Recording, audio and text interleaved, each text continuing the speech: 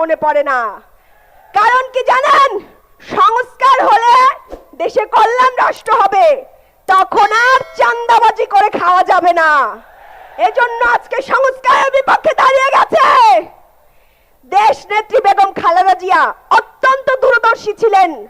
তিনি বারবার সংস্কারের কথা বলে গেছেন।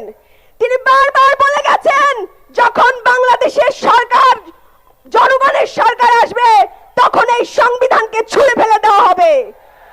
বর্তমান বিএনপির লজ্জা থাকা উচিত, যেই নেত্রী তার জীবনটা জেলখানায় দিয়ে গেছে সংস্কারের কথা বলে বলে, তারা আজকে সেই বেগম জিয়ার স্বপ্নের সংস্কারের সাথে প্রতারণা করছে।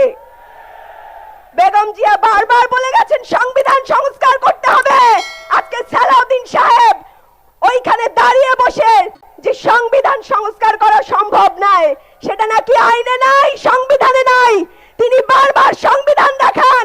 তাদের নেত্রী যে সংস্কারের কথা বলে গেছেন সেই সংস্কার কি তারা অস্বীকার করছে। গুম, খুন, চাঁদাবাজির, ধর্ষণ বেড়ে গেছে, অথচ নিজের মন্ত্রণালয়ের কোনো খবর নাই। দেশটাকে আমরা একটা কল্যাণ রাষ্ট্র বানাইতে চাইছিলাম, অথচ গুম খুন বাড়ছে, ধর্ষণ বাড়ছে, সেগুলো নিয়ে তাদের কোনো মাথা ব্যথা নাই। কারণ নিজেদের লোকেরাই এই সব করে। আজকে পুলিশ সংস্কার হইলে, সংবিধান সংস্কার হইলে দেশ একটা কল্যাণ রাষ্ট্রে পরিণত হবে, আর সেই রাষ্ট্রে এরকম চাঁদাবাজি করে খাওয়া যাবে না। আজকে সংস্কারের বিপক্ষে দাঁড়িয়েছে।